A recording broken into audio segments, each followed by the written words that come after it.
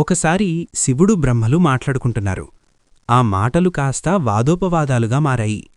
బ్రహ్మదేవుడు నేను సృష్టికర్తను, పరబ్రహ్మ స్వరూపుడను, నేను చెప్పినట్లుగానే మీరంతా నడుచుకోవాలి అన్నాడు.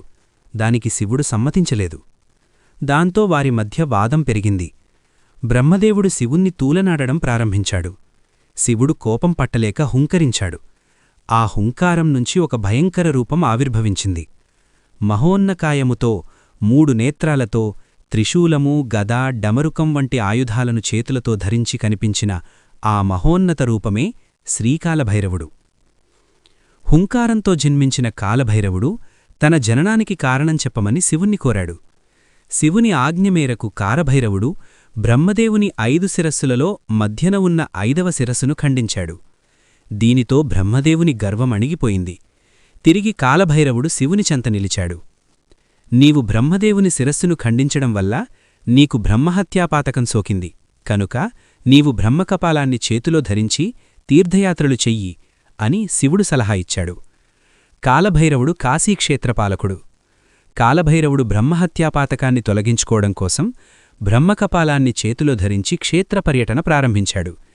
ఎన్ని క్షేత్రాలు పర్యటించినా తనకు సోకిన పాతకం విడవనందున మహావిష్ణువు వద్దకు వెళ్లి ఆయన్ను ప్రార్థించుతాడు. అందుకు కాలభైరవా, నీవు శివుని పుత్రుడవి కనుక శివునితో సమానం, బ్రహ్మదేవుని గర్వం అణచడానికి జన్మించినవాడవు. నీవు ఎన్ని యాత్రలు చేసినా ఉపయోగముండదు.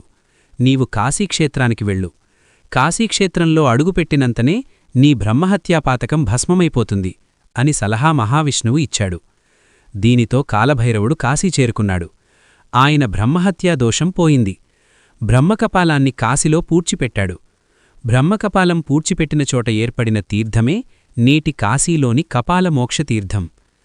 తర్వాత కాలభైరవుణ్ణి చూసి శివుడు, కాలభైరవా, నీవు ఇక్కడే కొలుదీరి క్షేత్రపాలకుడిగా బాధ్యతలు చేపట్టు. ముందుగా నీకే పూజలు జరుగుతాయి, నీ తర్వాతనే నాకు పూజలు జరుగుతాయి అని శివుడు పలికాడు. దీనితో కాలభైరవుడు కాశీక్షేత్రంలో కొలుదీరి క్షేత్రపాలకునిగా పూజలందుకుంటున్నాడు.